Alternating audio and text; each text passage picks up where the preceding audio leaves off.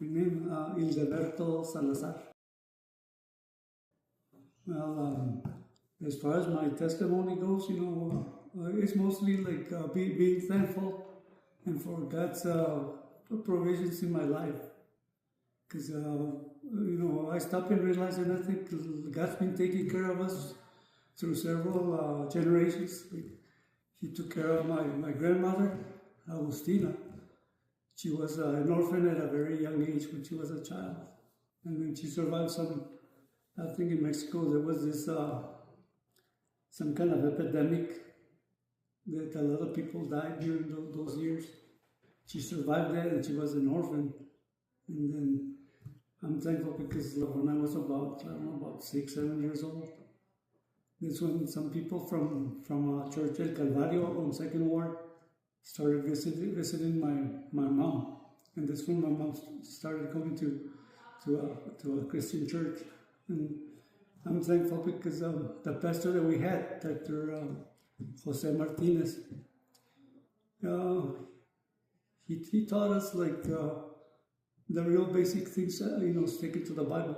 Because from what I could tell, from the same denomination of churches, the way he would explain things, he would stick to the Bible. But then you have those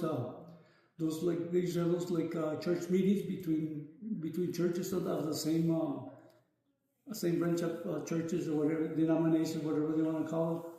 But he used to teach us about the pagan practices, about like Christmas, Easter, that kind of stuff. So, well, I don't know what's going on. But the pastor that we had, he would even tell us, if you don't believe me, don't look at the Bible. Go look it up in the encyclopedias. At that time, the encyclopedias were popular. There was no cell phones and that kind of stuff to verify historic events. Yeah, sure enough, I looked it up, and for that I am grateful. And then also, throughout my lifetime, I'm grateful because members of my of my own side of the family, they kind of look down on us because we kind of turned down Catholicism, Catholic religion. But you could tell that they kind of took a dislike towards us. And then they even when I was like a teenager, they very what would be the one unjustified. We were just unjustified kicked out of our house because we were paying. It was like those old neighborhoods where they had those Spanish-style living quarters for several families, and we were paying our fair share. And then they got disgusted with us, so they kicked us out. But that's when I was still a teenager. And then that was on my side of the family. And then after I got married, again, unjustified kick out by the family on my wife's side. And here we go again. They kicked us out as I wound up in some teen shed on Alameda. But for that, I'm grateful because up to now, God has provided better blessings for me than the people that did wrong to me. So for that, I am grateful. And it's been up to now. And then, after I got married, shortly after that, well, before that, I tried to join the military because I wanted to be a medic. And I got turned down because of my feet. So that's another turn down. So, and then after I got married, my feet gave out because that's the reason they said they couldn't take me. And they said, well, what am I going to do now? But I'm grateful because the Lord gave me the opportunity to be able to hold a job. And I was already, I think it was a third-year apprentice in the electrical trade. And the doctor wanted to rehabilitate me in an office job where I could sit all day long, so it would be easy on my feet. They said, well, I was a third-year apprentice at the time. So I said, well, hold on, let me try it and see if I can make it after the surgery. And then not only one foot, I had surgery done on one foot 1 year, and then the next one I was scheduled for the other one. But I was dreading it because it was painful, and I didn't want to do it again. But I said, well, what am I going to do, Lord? I don't have much of a choice. So, well, I stuck it out, but I guess I just put my faith in God. And, eventually I got over the second surgery, but I still kept working construction. And God gave me the strength to survive and provide for my family up to this day. So, yeah, there were some hard times, some hardships, some needs, but somehow or other, God would always provide for my family. And there's one reason that I'm grateful that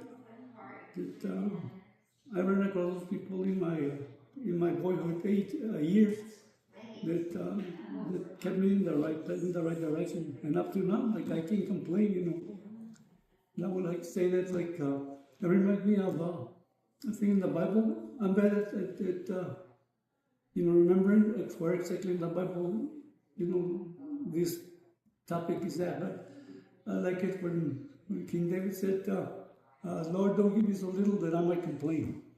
Mm-hmm. Don't give me so much that I...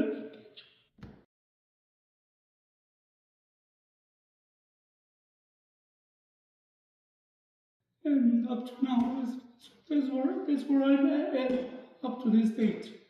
And for that much, I am grateful. But say things are not, life has never been easy. But when, God gives you an opportunity, take it. Don't give up so easy. Because don't always be being able to depend on somebody else to pull you out of the hole. At least do something to better yourself. Don't just sit there and do nothing. So I guess God does expect us to. If He gives us an opportunity, take it. We'll start from the bottom.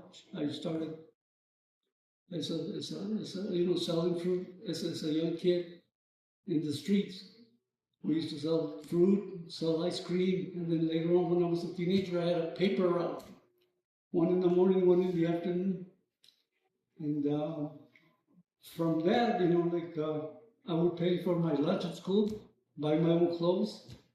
So since I was a little boy, I learned to be responsible. And I don't regret it because it's a good thing. Mm-hmm. So don't be dependent just on everybody else to help you out. Get up and do something about it.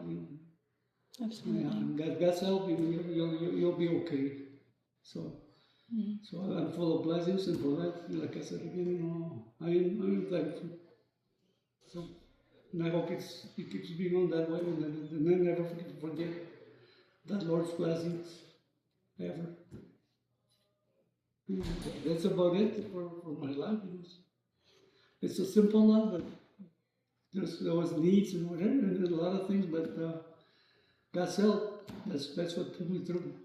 That's about what once I've done my story is being a believer. Mm-hmm. And God bless everybody.